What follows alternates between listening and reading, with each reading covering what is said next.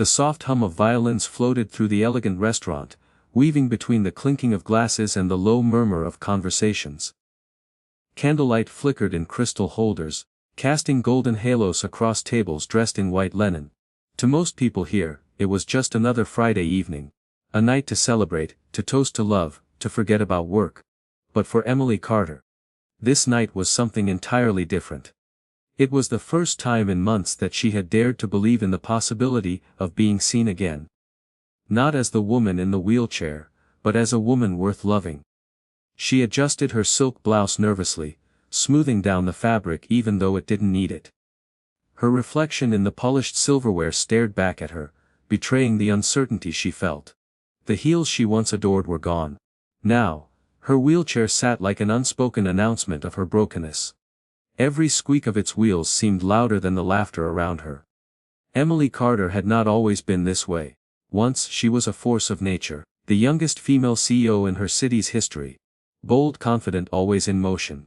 She thrived on 12-hour workdays, jet-setting to conferences, dazzling clients with her sharp mind and sharper smile. She had lived life in fast forward, until the accident. The memory was seared into her mind like a scar that refused to fade. A business trip. A storm. Tires screeching. Then the world turned upside down. And when she woke up in the sterile, cold hospital room, she was told she'd never walk again. For weeks afterward, she avoided mirrors. She couldn't bear to see the reflection of a woman who looked strong but felt utterly powerless. Friends had tried to encourage her. Colleagues sent flowers. But slowly, as time passed, the world moved on. And Emily remained in the silence of her apartment, her wheelchair both prison and lifeline. Tonight was supposed to change that. Tonight was her chance to take one step. Well, one roll. Back into the world of the living. Her friend Anna had insisted on setting her up on this blind date. He's kind, he's successful, and he won't care about the chair. Anna had promised. Emily wanted to believe her. She wanted to believe that maybe love hadn't abandoned her completely. So she had dressed carefully, applied her makeup with trembling fingers, and wheeled herself through those heavy restaurant doors. She had even let herself hope. But hope was fragile, and it shattered quickly. The man had walked in. Tall, sharp suit, expensive watch. His eyes had widened just slightly when he saw her sitting at the table. That flicker of surprise was enough to make her stomach drop, but she told herself to push through. She had practiced her smile, the one that always charmed investors. "Emily?" he had asked, voice uncertain. "Yes," she answered, extending her hand with as much grace as she could muster. He shook it but briefly, almost reluctantly, as if the contact burned. Then, before she could even offer him a seat, he cleared his throat. "You know I just remembered I have an urgent call. Work, you know how it is," he said, avoiding her eyes. His words stumbled, his polished exterior cracking under the weight of discomfort. Emily blinked. "Oh," was all she could manage. He didn't wait for her to say more. He gave a half smile, the kind people use when they're desperate to leave without seeming cruel, and then turned. His polished shoes clicked across the marble floor until the sound disappeared into the night. And just like that, she was alone again. The violin music continued unbothered. Waiters glided past with trays of wine glasses. Couples leaned close, laughter bubbled like champagne.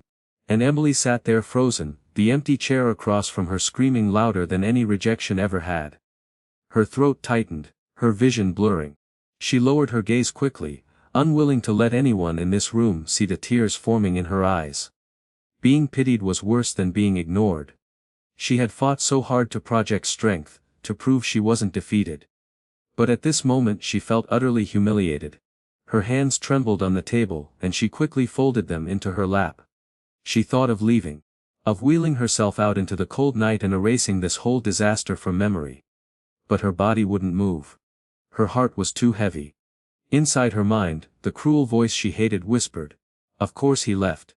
Who would want you now? You're broken, no man wants a woman in a wheelchair." She clenched her fists, trying to silence it. She had been through harder battles, lawsuits, boardroom wars, company crises. She had never backed down.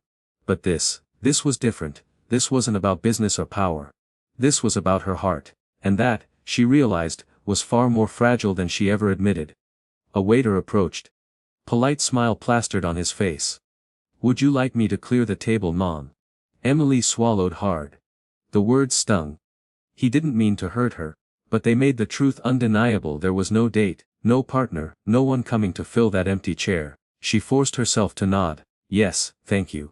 Her voice cracked, betraying her pain. As the waiter walked away, Emily let her gaze wander to the glowing city lights beyond the window.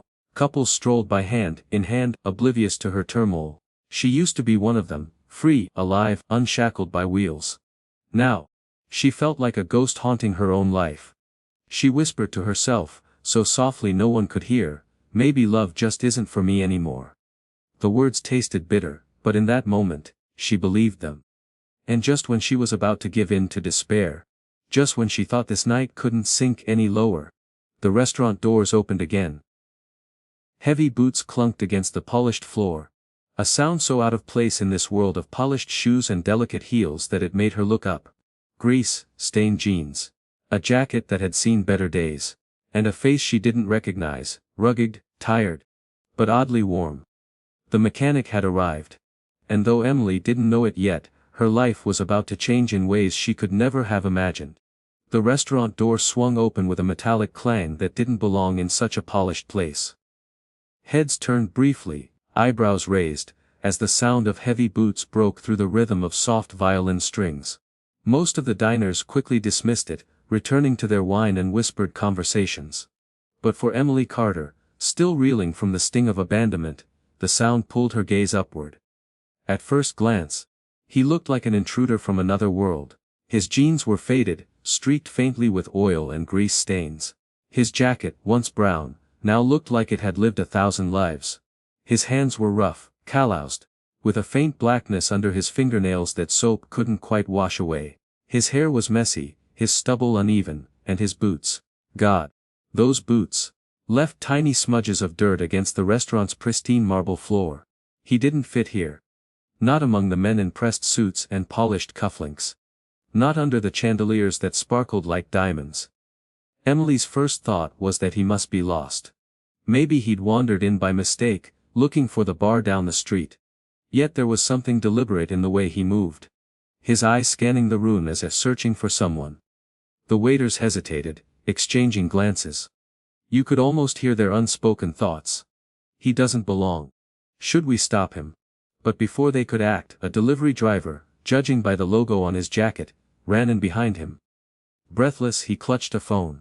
Sir, you found it. The boy stammered.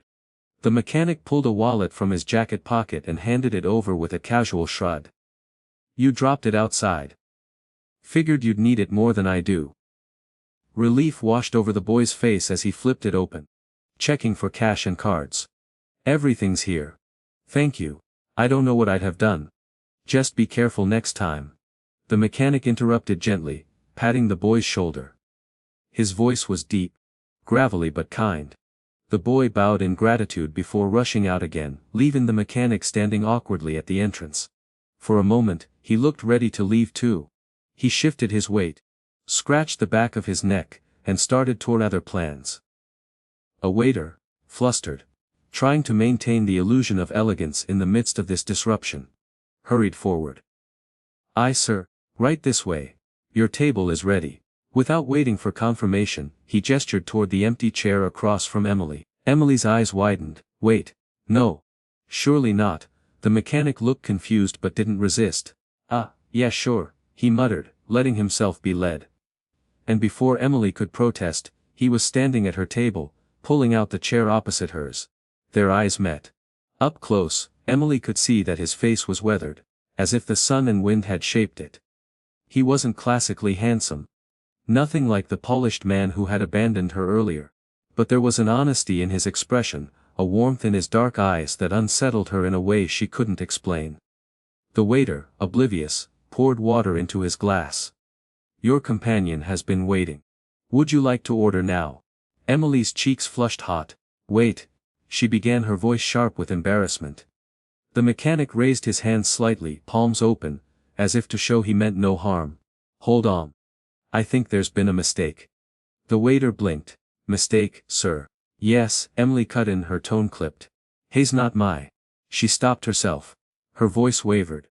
The thought of saying, "He's not my date" out loud, after being so publicly rejected minutes ago, was unbearable. The humiliation threatened to drown her. She lowered her eyes to the tablecloth, wishing she could disappear. The mechanic noticed. Something in her posture, rigid, defensive, but fragile underneath, shifted his expression. Instead of walking away, he leaned back in his chair and gave the waiter a nod. "Actually, you know what? Leave the menace. We'll figure it out." Later smiled relieved and left them alone. Emily's eyes snapped back up, incredulous. "You don't have to do this," she said quietly, her voice almost a whisper. He shrugged. "Do what?" "Sit here. Pretend." He leaned forward, resting his forearms casually on the table. "Lady, I'm not pretending anything. You look like you could use some company. And to be honest, I could use a glass of water and a break. So maybe we both win." For the first time that night, Emily's lips twitched. Just slightly. At the corner. She wasn't sure if it was amusement or disbelief. "You don't even know me." He grinned, not offended in the least. "True. But I do know you're sitting alone in a fancy place. And you looked like someone just kicked your puppy. Doesn't take a genius to see you've had a rough night." His bluntness startled her. No one had spoken to her that way since the accident. Everyone tiptoed. Careful not to hurt her feelings, careful not to say the wrong thing. But this stranger, he wasn't careful at all. And oddly, that made her feel more normal than she had in months. Emily leaned back in her chair, studying him. "So, what's your name?" "Jack," he said simply. "Jack Turner, mechanic down on 5th Street. A mechanic, of course. That explained the grease stains, the rough hands, the unpolished manners. He was the farthest thing from the man Anna had set her up with. And yet, instead of leaving, he sat there, completely at ease, as if this expensive restaurant were no different than a diner off the highway. Emily surprised herself by asking, "And what are you doing here, Jack?" "Like I said, returning a wallet. Then some guy thought I was supposed to be here. And now," he gestured to the table, to her, to the candle flickering between them. "Now I'm having dinner with the most intimidating woman in the room." Her eyebrows shot up. "Intimidating?" "Yeah," he said, smiling. "You've got that look. The kind that says you run the world and don't take nonsense from anyone. Even sitting down, you've got more presence than half the guys in this room." Emily blinked, momentarily stunned into silence. Compliments since her accident usually revolved around pity. Phrases like "you're so brave" or "you're so strong." But this was different. He saw her not as broken, not as a tragedy, but as powerful. Something warm stirred in her chest. Jack picked up his water glass and raised it slightly. "So Emily, right? Here's to accidents. Sometimes they lead you to the right place." For the first time that night, Emily laughed. Not politely, not forced, a real laugh, bubbling up from somewhere she thought had long gone silent. And she realized, sitting across from this grease-stained mechanic who didn't belong, that maybe, just maybe, he belonged more than anyone else. The flickering candlelight danced between them, casting shadows across Jack's rugged face, and making Emily's polished silver earrings glimmer like tiny stars. The restaurant around them moved on. Forks clinking, laughter rising and falling, waiters gliding between tables. But for the first time that evening, Emily no longer felt like she was sitting on display. She wasn't the woman in the wheelchair people pitied from afar. She was just a woman, across from a man who, strangely enough, seemed more interested in her smile than in her chair. She tilted her glass slightly, the condensation cooling her fingertips. "So Jack Turner, the mechanic," she began, arching a brow. "Do you usually end up in places like this?" Jack chuckled, shaking his head. "Not unless I'm here to fix the plumbing. Or the delivery van parked outside. Fancy restaurants aren't really my thing." Emily smiled despite herself. "Then why didn't you just leave when the waiter brought you here?" "Most people would have." He leaned back in his chair, stretching his shoulders as though he belonged here after all. "Because you looked like you needed someone to stay." The words hung in the air between them. Emily blinked, caught off guard by his simple honesty. "And what exactly made you think that?" she asked, her voice softer now. He shrugged. "I'm a mechanic. I notice things that are off. A car makes a strange noise, I hear it. A belt's loose, I feel it, and you." His eyes met hers, steady, without flinching. You looked like someone had just walked out on you. Figured maybe you didn't need to sit here alone. Emily felt her throat tighten. He wasn't wrong. And yet, there was no pity in his tone, only matter of fact observation. He wasn't trying to rescue her, he was just here. You're very straightforward, she murmured. Jack grinned. Life's too short for sugarcoating. Besides, I'd be terrible at pretending to be some polished guy in a suit. I'm more a thou say, it like it is type. Emily let out a small laugh, shaking her head. You certainly don't blend in here. Good, he replied with a wink. Why would I want to? For the first time since her accident, Emily found herself leaning forward in conversation. Not out of politeness. Not out of obligation, but out of genuine interest. So tell me, Jack said, resting his chin on one hand, what do you do when you're not dining with strangers in overpriced restaurants? She hesitated, unsure how much to reveal. Most men she had met either became intimidated when they learned who she was, or worse, suddenly turned opportunistic. But something in Jack's expression, open, unassuming, invited honesty. I'm a CEO, she said finally. Or at least I was. Jack raised his brows impressed. Was. She looked down at her lap, the metal frame of her chair catching the candlelight. The accident changed things. I took a step back. People see me differently now. They treat me differently. It's like I'm no longer the same person. Jack was quiet for a moment. Then he said simply. Are you? Emily's head snapped up startled. What do you mean? He leaned forward, his eyes steady. Are you different? Or do they just think you are? She opened her mouth, then closed it again. The truth tangled on her tongue. She still had her sharp mind, her leadership, her ambition. But she also had doubts, fears, insecurities she'd never known before. I don't know, she admitted softly. Some days I feel like I'm still me. Other days I feel like I've lost everything. Jack nodded slowly, as though he understood. When a car's in an accident, people look at the dents and scratches and think it's useless. But me, I look under the hood. If the engine's still strong, it can run for another 100,000 miles. People don't always see what still works. They just see the damage. Emily blinked, his metaphor sinking deep. And what do you see when you look at me, Jack? He didn't hesitate. I see someone with an engine that refuses to quit. The air between them shifted. Emily felt something stir inside her chest, something she hadn't felt in months. Not attraction, not yet. But recognition. A sense of being truly seen. She laughed softly, trying to lighten the intensity. That's quite a speech for a mechanic. Jack smirked. Hey, I'm full of surprises. Besides, cars and people. Not that different. Both break down. Both need the right hands to fix them. And both are tougher than they look. Emily found herself smiling, a real smile that reached her eyes. She hadn't realized until now how much she missed the simple act of laughing with someone, of feeling seen without judgment. Their conversation flowed easily after that. Jack told stories of his workshop, how he once rebuilt an engine out of scraps, just to help a single mom keep her car on the road. How he often charged less than he should because people need their cars more than I need an extra dollar. He spoke with his hands, animated, passionate. His rough palms cutting through the air as he painted pictures with his words. Emily listened, genuinely captivated. Here was a man who had grease under his nails, who didn't wear a watch worth more than his month's rent, who didn't care about appearances. And yet, he seemed richer in spirit than half the men she'd ever dated. In turn, she shared pieces of her own life.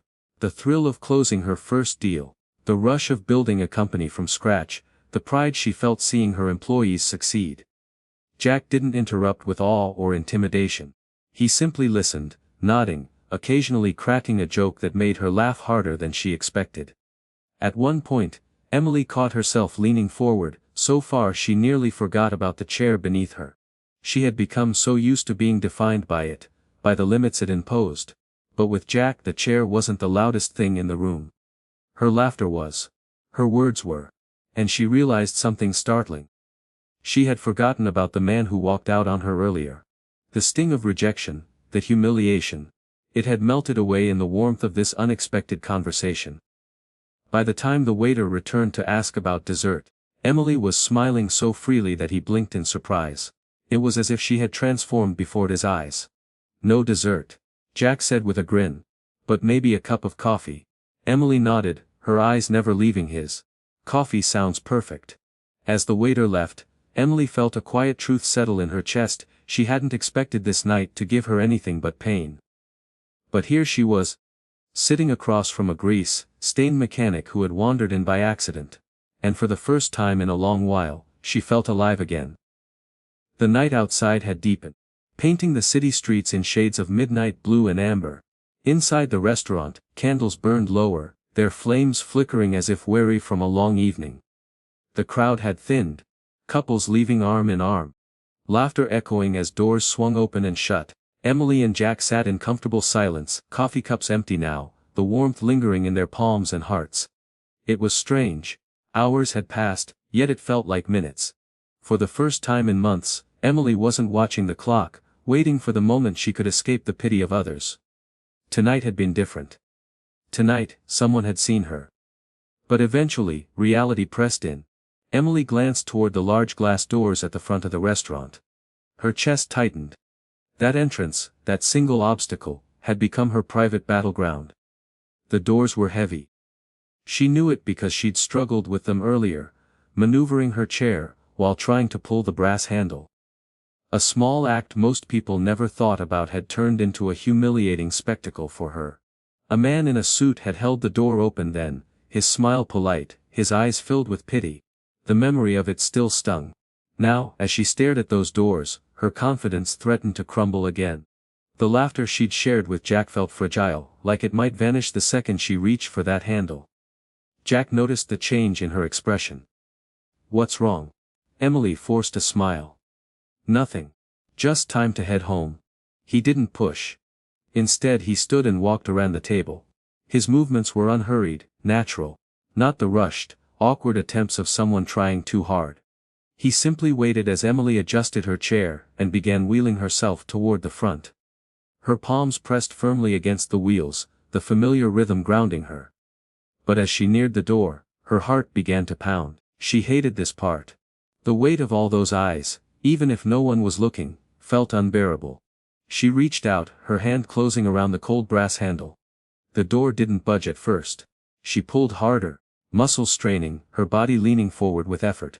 Still, the glass panel barely moved. Heat rose in her cheeks, humiliation searing her. Then, suddenly, another hand covered hers.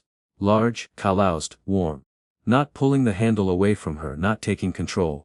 Just steadying, supporting. "You've got this," Jack said softly. 3 simple words. Not pity. Not sympathy. Encouragement. Emily's eyes flicked to his, searching for mockery, for that telltale flicker of pity she had come to expect. But there was none. His gaze was steady, unwavering, filled with a quiet confidence that somehow lent her strength. She tried again. This time, the door gave way, gliding open smoothly. The cool night air rushed in, carrying the scent of rain on pavement and distant street food. She released the handle, her breath shaky. "Thank you," she whispered. Jack shrugged lightly. "Didn't do much. Just gave a little backup." Suddenly it was everything. Outside, the city buzzed with late-night energy. Neon signs glowed, taxis honked. Laughter drifted from bars down the street. Emily wheeled toward her car, parked near the curb. Jack walked beside her, hands in his jacket pockets. His steps easy and unhurried as though escorting her was the most natural thing in the world. When they reached her car, Emily unlocked it with a beep. She began the familiar process. Positioning her chair. Preparing to transfer herself into the driver's seat. She braced for Jack to rush forward, to offer unnecessary help, to make her feel small.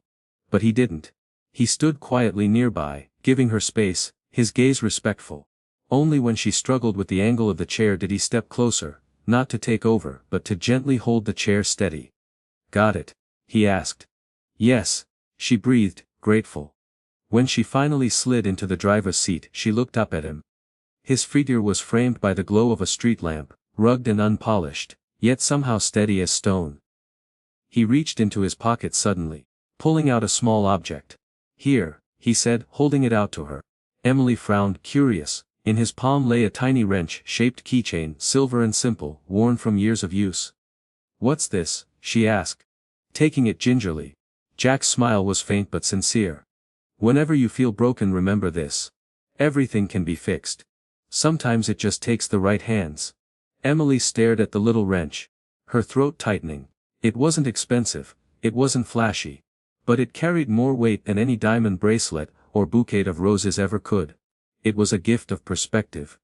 A reminder that she wasn't beyond repair. Her eyes blurred with unexpected tears. "Why are you doing this?" she whispered. Jack shrugged again, as if it were obvious.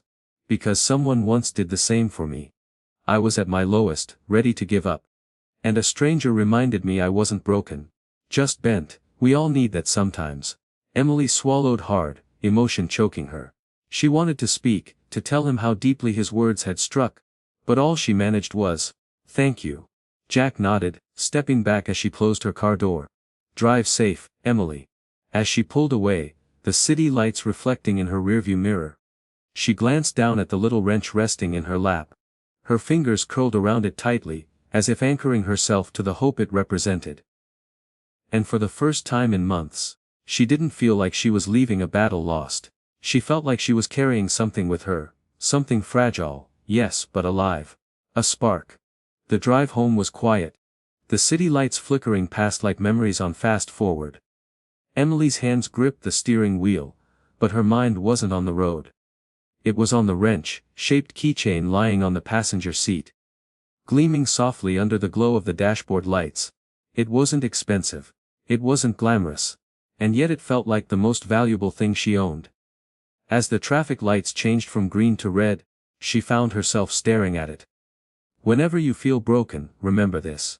Jack's voice echoed in her mind, steady, calm, reassuring. He hadn't flinched when he saw her chair. He hadn't filled the silence with pity. He hadn't even tried to fix her. At least, not in the way others did. Instead, he had reminded her of something she had almost forgotten: her strength. When she reached her apartment, she parked and began her careful routine of transferring into her wheelchair. Normally, this moment filled her with dread. Tonight, though, she felt lighter. As she wheeled herself into her living room, she placed the little wrench on the coffee table and sat back. The silence of her apartment felt different now, not heavy, but peaceful. For months, this space had been her prison. The walls echoed with loneliness. The shadows whispered doubts. But tonight, she felt something stirring within her, something she hadn't felt since before the accident. Hope. She thought back to the man who had abandoned her earlier that evening. His polished shoes, his quick excuse, the way he couldn't even meet her eyes. For weeks, maybe months, she had feared that was all she would ever get from people now. Discomfort, rejection, avoidance. And yet, fate had sent her Jack instead. A man who didn't belong in that restaurant, who hadn't been dressed for the occasion.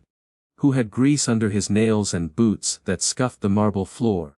He wasn't who she was supposed to meet. But he was exactly who she needed.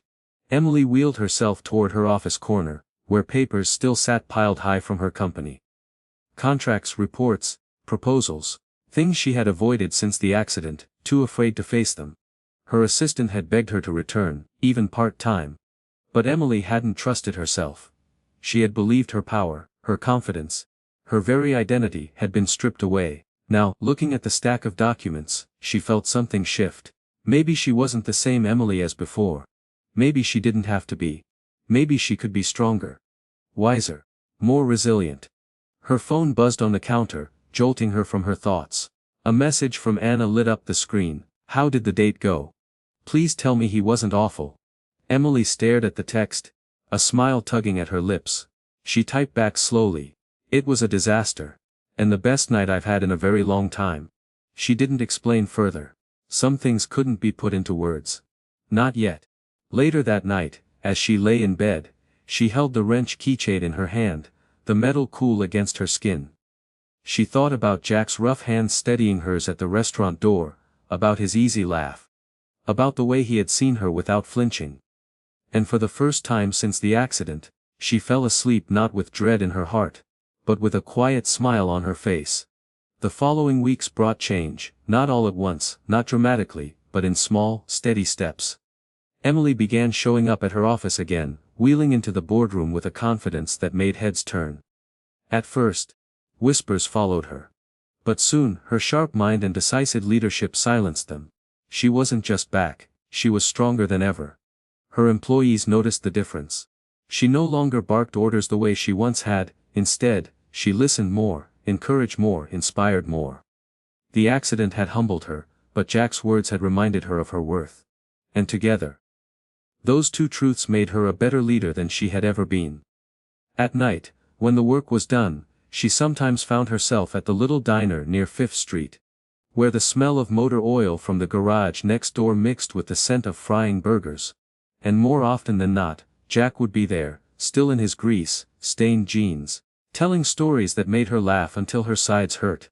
It wasn't a fairy tale romance, not yet. There were no sweeping gestures, no perfect moments under the stars. What there was instead, was something far more real. Kindness. Friendship.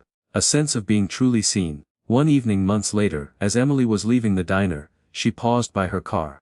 Jack walked beside her, hands shoved in his jacket pockets. "You've come a long way since that night," he said quietly. Emily smiled, her hand brushing against the little wrench still hanging from her keys. "I couldn't have done it without a certain mechanic." He chuckled. "Nah, you did it yourself. I just reminded you the engine was still good." She looked at him. Really looked at him. The man who had walked into her life by accident, who had carried no polished lines or fancy suits, just sincerity and a heart full of quiet strength. And for the first time, she let herself wonder what it might mean to let him in fully. But whether it turned into love or not, Emily already knew the truth: her life had been changed forever, by a stranger's kindness.